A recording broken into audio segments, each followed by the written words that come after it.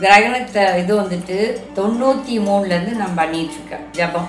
அப்பெல்லாம் வந்துட்டு தண்ணிக்குள்ளார தான் உட்காந்து பண்ணிட்டு இருந்தேன். தண்ணிக்குள்ளார உட்காந்து பண்ணும்போது அதுக்கு ஒரு எஃபெக்ட் இருக்குது. வீட்டில் உட்காந்து ஜபிச்சா ஒரு பலன், அதுக்கப்புறம் கோயிலில் உட்காந்து மந்திரிச்சா ஒரு பலன், அதே மாதிரி தண்ணிக்குள்ளார உட்காந்து ஜபிச்சா அதுக்கு ஒரு பலன், அதே மாதிரி கடல் ஓரத்தில் போய் ஜபிச்சாலோ இல்லாட்டி ஆத்தோ அந்த தண்ணி பக்கத்துல இருந்து ஜபிச்சாலோ.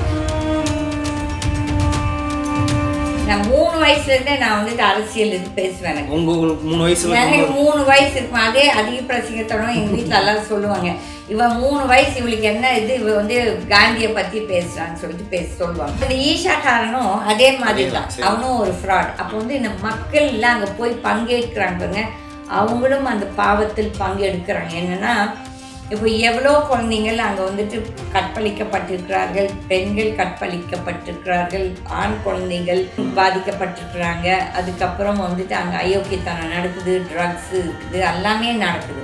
ஆனால் தனி மனிதன் யாராலையும் போய் சாட்சி சொல்ல முடியல. இப்போ வந்து நான் இந்த சண்டையில் இறங்கி இருக்கிறது உங்களுக்கு நல்லா தெரியும். நான் வந்து சிவனும் கிருஷ்ணனும் என்னை கூப்பிட்டதால் தான் நான் இறங்கியிருக்கேன். இது உன்னோட வேலைன்னு சொல்லி. நான் பெரிய கடவுள் கிடையாது. எனக்கு கொடுத்துருக்க வேலையை நான் வந்து அவருக்கு எது செய்ய சொல்கிறாங்களோ செஞ்சே தீர்வேன். அவங்க ஏன்னா என்னை வந்து என்னை அழிக்கணும், மோதணும், இந்த செய்வினை பண்ணணும், இதெல்லாம் நினச்சானா அவனோட அழிவு. அவன் என்ன செய்வினை அனுப்புகிறானோ அது திருப்பி அவனுக்கே போய் அந்த சாமி எந்த சாமி போய் கொடுக்கணுமோ கொடுத்து போட்டு வந்துடும்.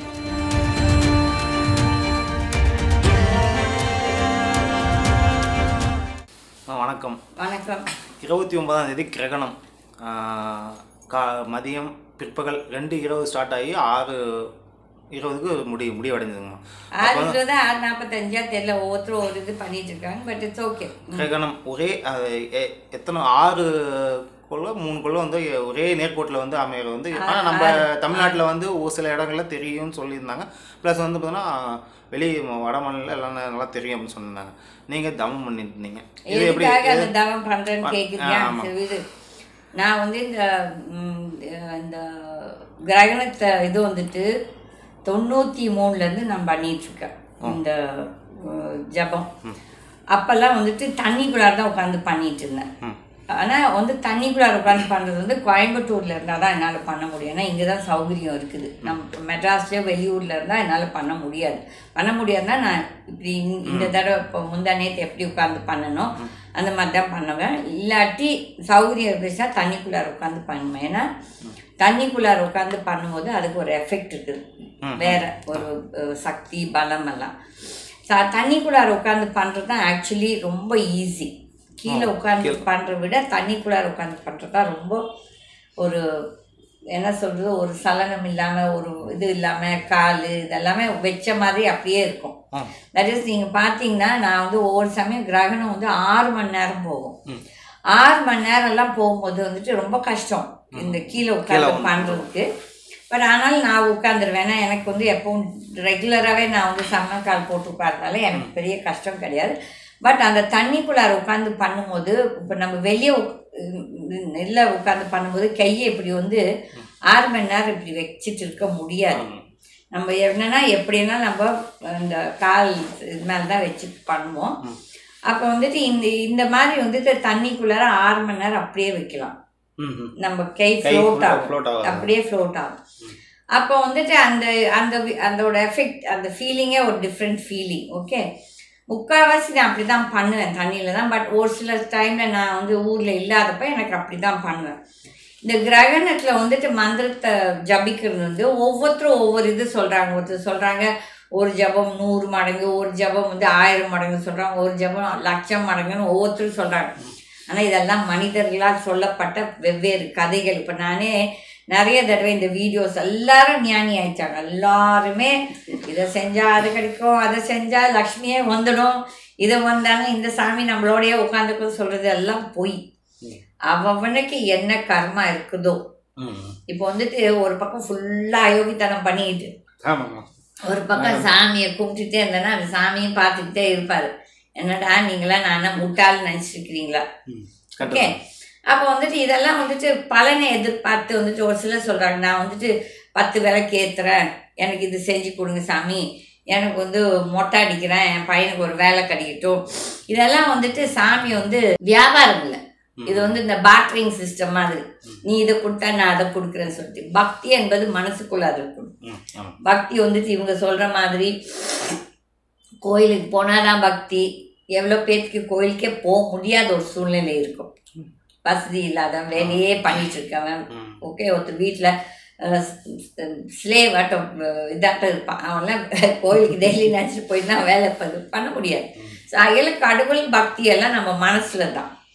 நான் இதை பண்ணுறது வந்து எனக்கு வந்து ஒரு இது பண்ண முடியாதுன்னு சொன்னால் அது பண்ணி காட்டணுன்ட்டு ஒரு என்ன சொல்கிறது, ஒரு வீம்புக்கு, நான் வீம்புக்குனே பண்ணுவேன். போனா அப்போ வந்து இதால் எனக்கு தெரியுது, அந்த ஃபீலிங் வந்து நான் வந்து எக்ஸ்பிளைன் பண்ண முடியாது. நான் இந்த மந்திரங்கள் ஜபிக்கிறதால அதோட பலன் நான் பார்க்குறேன்.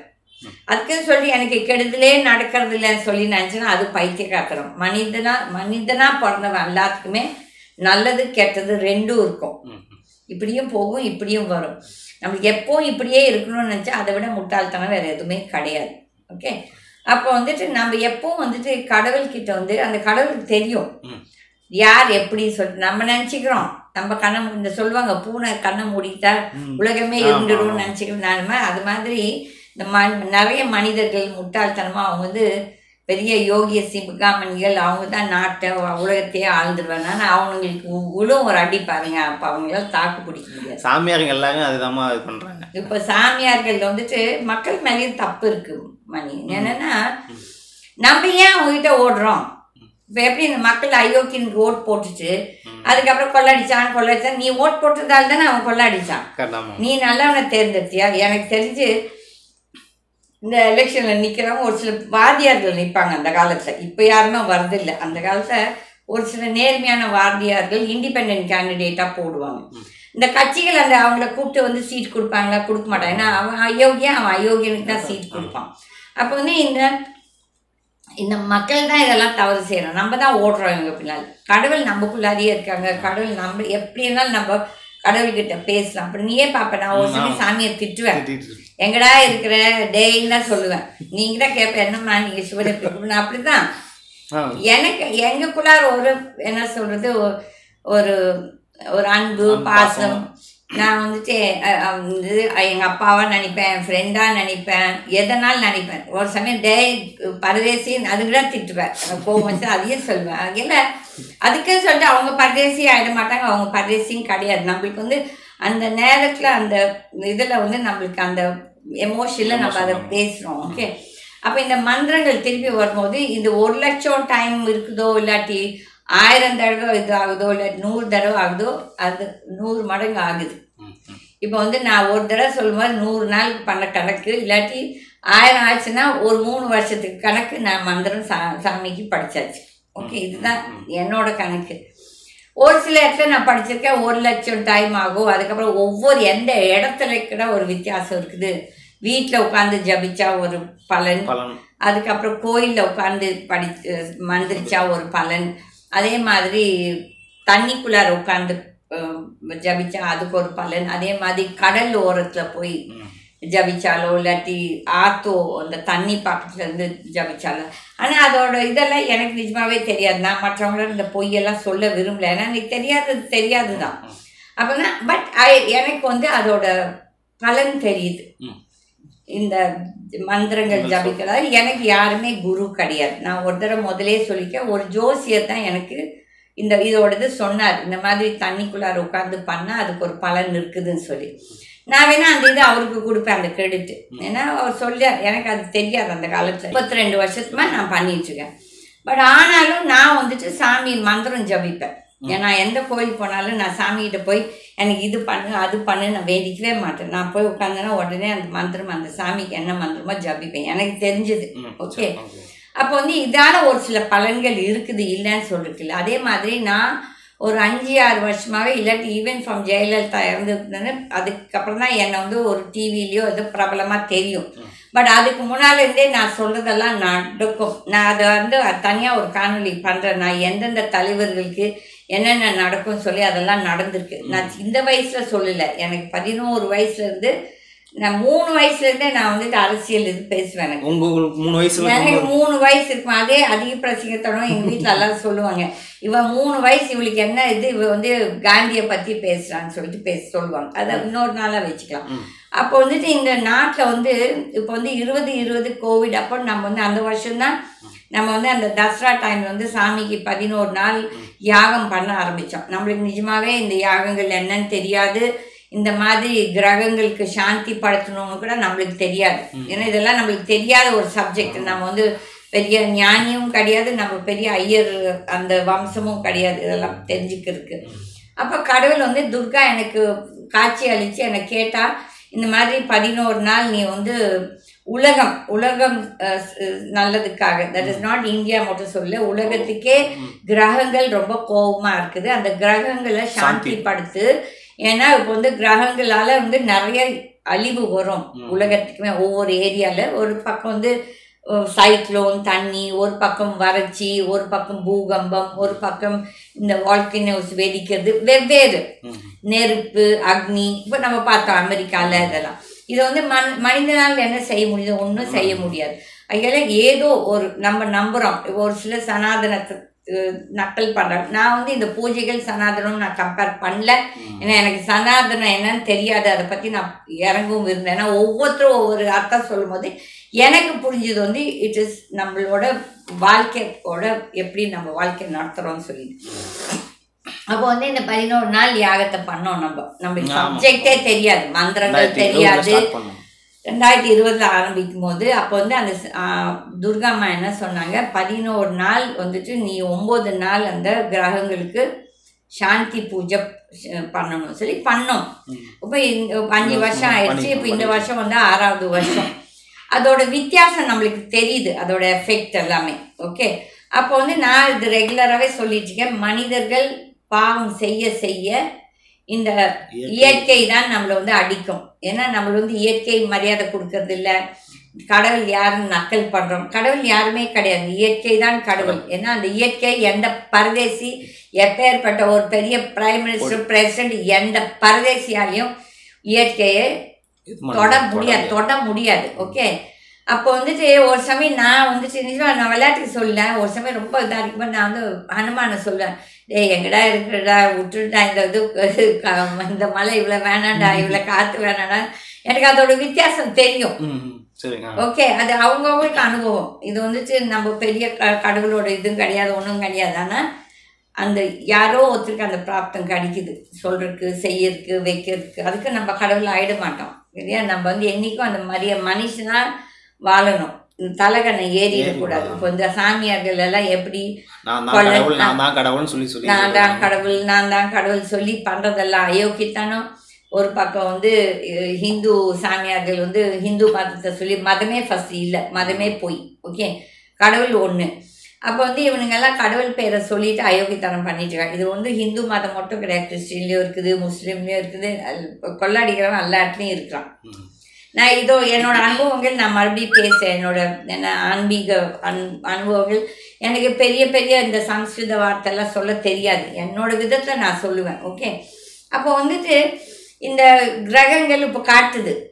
இப்போ வந்து நேற்று 29th, நேற்றுக்கு முந்தா நேற்று 29ஆம் தேதி சனி பயிற்சின்னு சொல்லிட்டு ஒரு வாக்கியம் பஞ்சாங்கமோ இன்னொரு பஞ்சாங்கமோ சொல்கிறாங்க. அவங்களுக்குள்ளாரியே வேற்றுமை இருக்குது. அப்போ இது யாருமே இந்த மனிதர்கள் சொல்கிறது எதுவுமே 100% கரெக்ட் நம்ம எடுத்துக்க முடியாது, புரியுதுங்களா? அப்போ வந்து ஒருத்தர் சொல்கிறான் இல்லை சனி பயிற்சி, ஒருத்தர் சொல்கிறான் இல்லை சனி பயிற்சி கிடையாது. இது எவ்வளோ உண்மையோ பொய்யோ இந்த கடவுளுக்கு தான் தெரியும். ஓகே, அதே மாதிரி 6 கிரகங்கள் ஒரே கோளில் வந்து நின்று மீன ராசியில் நிற்குதுன்னு சொல்லிட்டு இது அதோட எஃபெக்ட் என்ன ஆக போகுது யாருக்குமே தெரியாது. ஆனால் ஆளுக்கு ஒரு ஜோசியக்காரன் சொல்கிறான் இப்படி நடக்கும், இன்னொரு ஜோசியக்காரன் நல்லது நடக்கும், இன்னொரு ஜோசியக்காரன் இல்லை கெடுதல் நடக்கும். மக்களுக்கு முதல்ல ஒரு இது இருக்கணும், தட் இஸ் பீதி அடையக்கூடாது. எது நடக்குதோ நடந்தே தீரும். வேணா ஒரு சிலர் நம்ம இந்த நம்ம பூஜைகள் இல்லை நம்ம மந்திரங்களால் கொஞ்சம் எஃபெக்ட் வேணால் கம்மியாகலாம், தவிர்த்துட்டு அனுபவிச்சே தீருவோம். அப்போ வந்து இப்போ வந்து இந்த கோள்கள் எல்லாம் வந்துடல. இப்போ பாருங்கள், நீங்கள் வந்துட்டு பேங்காக்லேயும் மியான்மார்லேயும் பெரிய பூகம்பம் வந்திருக்குது. யாருன்னா முதலே ப்ரெடிக்ட் பண்ணானா இந்த மாதிரி 10 நாளில் பூகம்பம் வரப்போகுதுன்ட்டு? எந்த இவ்வளோ பெருசு வச்சுட்டு இருக்காங்க டெக்னாலஜி, மிஷினு, இந்த ஸ்பேஸுக்கு போகிறானுங்க, மூணுக்கு போகிறானுங்க, செவ்வாய்க்கு போகிறானுங்க, எல்லாம் ஒருத்த சைனாக்காரன் சூரியனுக்கே போகிறேன்னு சொல்லிட்டான். அப்போ இவங்க போகிறவங்கெல்லாம் ஏன் வந்து முதலே சொல்லலாமில்ல இந்த மாதிரி பூகம்பம் வரப்போகுது, இல்லாட்டி இந்த பெரிய சைக்ளோன் வந்து அவனே என்ன சொல்லுவான், ஒரு நேரம் சொல்லுவான் மெட்ராஸ் அடிக்கும்னு சொல்லுவான், ஒரு நேரம் சொல்லுவான் இல்லை பாண்டிச்சேரி அடிக்கும் சொல்லுவான், ஒரு நேரம் சொல்லுவான் நெல்லூர் அடிக்கும். அதுலேயே அவங்களுக்கு அதில் யாருமே இயற்கையோடது நம்ம வந்து வேணா சும்மா அப்படி சொல்லாது, நம்ம எக்ஸாக்டாக யாராலையும் கணிக்க முடியாது. அதில் இதெல்லாம் மக்களுக்கு ஒரு முன்னெச்சரிக்கை, ஒரு இது மரியாதையாக நல்ல விதமாக வாழுங்கன்னு சொல்லிட்டு, அதே மாதிரி இயற்கையை நம்ம வந்து எவ்வளோ நம்ம வந்து சீரழிக்கிறோமா அந்த அளவுக்கு அதே சீரழிவு நம்மளுக்கும் வரும். இது வந்துட்டு காலம் பதில் சொல்லும். எல்லாருக்குமே நம்ம எல்லாரும் பார்த்துருக்கோம், நம்ம எங்கேயோ ஓட போகிறதில்ல, எல்லாரும் இங்கே தான் இருக்கிறோம். அதெல்லாம் இந்த வந்துட்டு பூகம்பம் ப்ளஸ் இந்த 6 இதெல்லாமே அதுக்கு எல்லாருக்கும் ஏதோ ஒரு சயின்டிஃபிக் எஃபெக்ட் இருக்கணும். இது வந்து நம்ம வந்து யாருமே சயின்ஸ் என்ன சொல்கிறது, ஒரு சயின்டிஸ்ட்டும் கிடையாது, நம்ம வந்து பெரிய கடவுளும் கிடையாது. நம்மளுக்கு தெரிஞ்சது ஏதோ வந்து மக்களோட இது. அதில் மக்கள், நான் இதே இதில் மறுபடியும் நான் சொல்கிறேன், இந்த ஜகி மாதிரி ஃப்ராடு சாமியார்கள், ஜகி, இந்த மேல் மருவத்தூர், இந்த அம்ரித் மாயி, அதுக்கப்புறம் இந்த ஆசாராம் பாபு, இந்த ராம் ரஹீம், அந்த மாதிரி எவ்வளோ பேர் இருக்கிறாங்க. நிஜமான ஒரு சித்தர் வந்துட்டு யாருமே இந்த பூலோகத்தில் வந்து இந்த கார் வச்சுக்கிட்டு, ஃபோர்டு கார் வச்சுக்கிட்டு, இல்லாட்டி பென்ஸ் கார் வச்சுக்கிட்டு, BMW கார் வச்சு எந்த ஒரு சித்தரும் வரவே மாட்டாங்க. அதே மாதிரி நான் கூட நிறைய பேர்த்து இந்த டிவிலே பார்க்குறேன், நான் சித்தர் சித்தர் சித்தர் சொன்னாங்க. நான் ஒரு ஆள் ஃபோன் பண்ணி கூட கேட்டேன், எங்கே நீங்கள் சித்தரான? அப்போ அவர் என்ன சொன்னார், இல்லைம்மா என்ன பண்ணுறது, எனக்கு குடும்பம் இருக்குது, நான் குழப்பம் நடத்தணுன்ட்டு. அதே மாதிரி இன்னொரு சித்தர் இந்த கோவிட் டைமில் ஒரு நிறைய மாலை போட்டேன்னா கருட சித்தரோ என்ன சொல்லிட்டு அவன் ஒரு கதை விட்டான். தட் இஸ் சீமானும் டிடிவி தினகரன் தான் சிஎம் ஆவாங்க, அடுத்த சிஎம் சொல்லிட்டு. அதுக்குலாம் அவனே மலை ஏறிட்டான். இந்த டைமில் ஏதோ மர்மமாக செத்துரு. ஏன்னா என் மனசு எப்பவும் சொல்லுவோம், நீ எங்கேயுமோ போகிறடா சீக்கிரமானு சொல்லிட்டு. அதே மாதிரி அவனும் போயிட்டான். அதெல்லாம் இவங்கெல்லாம் வந்துட்டு சித்தருக்கும் நம்மளுக்கும் எவ்வளோ ஒரு நான் யாரும் நம்ம யோசிக்கிறோம். நம்மள வந்து இன்னொருத்தர் தான் நம்மளை வந்து சித்தர் கூப்பிட, நம்மளே நம்மளை சித்தர் நம்ம சொல்லி கூடாது. அதே முதல் ஒரு பெரிய தவறு. அதை நான் நிறைய பேர்கிட்ட பண்ணிட்டேன். அந்த ஆணவம், அந்த அகம்பாவம், இல்லை அந்த நான் அந்த நான் என்ற அந்த அகம்பாவம். அப்போ இந்த ஈஷாக்காரனும் அதே மாதிரி தான், அவனும் ஒரு ஃப்ராட். அப்போ வந்து இந்த மக்கள் எல்லாம் அங்கே போய் பங்கேற்கிறாங்க பாருங்க, அவங்களும் அந்த பாவத்தில் பங்கெடுக்கிறாங்க. என்னன்னா இப்போ எவ்வளோ குழந்தைங்கள் அங்கே வந்துட்டு கற்பழிக்கப்பட்டிருக்கிறார்கள், பெண்கள் கற்பழிக்கப்பட்டிருக்கிறார்கள், ஆண் குழந்தைகள் பாதிக்கப்பட்டிருக்கிறாங்க. அதுக்கப்புறம் வந்துட்டு அங்கே அயோக்கியத்தனம் நடக்குது, ட்ரக்ஸு இருக்குது, எல்லாமே நடக்குது. ஆனால் தனி மனிதன் யாராலையும் போய் சாட்சி சொல்ல முடியல. ஏன்னா அங்கே பாதிக்கப்பட்டவர்கள் எல்லாருமே நடுநிலை குடும்பங்கள்.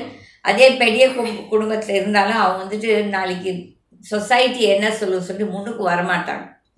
இப்போ 2 பெண்கள் வந்திருக்காங்க, இதுல இன்னும் 4-5 பேர் எனக்கு கொடுத்துருக்காங்க எவிடன்ஸ். ஆனா அவங்க என்ன சொல்றாங்க, அம்மா எங்களை கூப்பிட்டுடாதீங்க, எங்களை சொல்லிடாதீங்க, ஏன்னா எங்க உயிருக்கு ஆபத்து இருக்குன்னா அப்போ வந்து நம்ம வந்து அந்த நேரத்துல நம்ம வந்து எந்த ஒரு எவிடன்ஸும் சொல்ல முடியாது, கொடுக்க முடியாது. போலீஸ்கார பரதேசிங்க சொல்றாங்க, என்ன எவிடன்ஸ் இருக்குது இந்த கோர்ட்ல, என்ன எவிடன்ஸ் இருக்குது. ஒரு சில நேரத்தில் எவிடன்ஸ்கள் கொண்டு வர முடியாது, சொல்ல முடியாத ஒரு சூழ்நிலை. ஆனால் அதுக்கேன்னு சொல்லிட்டு அவன் தப்பிச்சுக்கிட்டான்னு மட்டும் நினைக்க வேண்டாம். இப்போ வந்து நான் இந்த சண்டையில் இறங்கி இருக்கிறது உங்களுக்கு நல்லா தெரியும். நான் வந்து சிவனும் கிருஷ்ணனும் என்னை கூப்பிட்டதால் தான் நான் இறங்கியிருக்கேன், இது உன்னோட வேலைன்னு சொல்லி.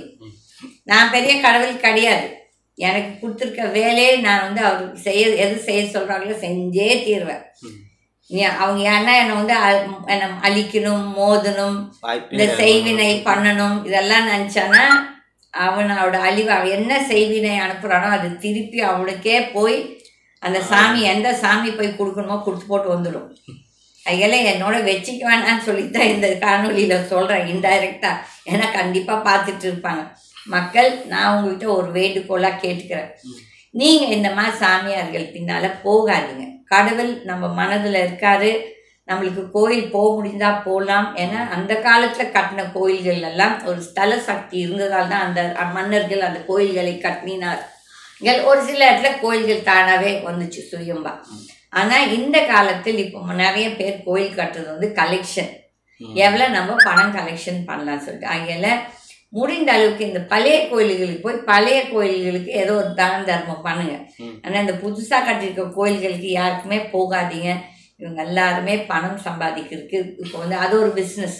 இப்போ எப்படி அரசியல் ஒரு பிஸ்னஸ், இது ஒரு பிஸ்னஸ், கேப் மாதிரி தானே ஏமாத்துறது ஒரு பிஸ்னஸ், எல்லாத்துலேயும் varieties of business. Okay, so அதெல்லாம் நான் மக்கள்கிட்ட வேண்டிக் கொள்கிறது, யோசித்து நீங்கள் யார் எவன் எப்படி இந்த பொம்பளைங்க சாமியாருங்க இவங்கெல்லாம் நீங்கள் வந்து போனால் 5 பைசா அவங்களுக்கு தானம் தர்மம் பண்ணுவாங்களா? பண்ணவே மாட்டாங்க. அதெல்லாம் நீங்கள் அவங்கள நம்பி போய் அவங்கக்கிட்ட காசை கொட்டாதீங்க. எனக்கு தெரிஞ்சவங்களே நிறைய பேர் கடன் வாங்கி இந்த பரதேசி இந்த ஈஷாக்காரனுக்கு கொடுத்துருக்காங்க. கடன் வாங்கி இப்போ அவன் கடன் கட்ட முடியாமல் பேங்க்காரன் அவங்க வீட்டை வந்து ஜப்தி பண்ணுறதுக்கு வராங்க. அப்போ இதெல்லாம் தேவையா? எனக்கு தெரிஞ்சு மெட்ராஸில் ஒரு பெரிய குடும்பம், அவங்க வந்து மொத்தமே அந்த அங்கே ஒருத்தர் இருந்தாங்க கல்கி சாமியார், ஒரு ஃப்ராடு.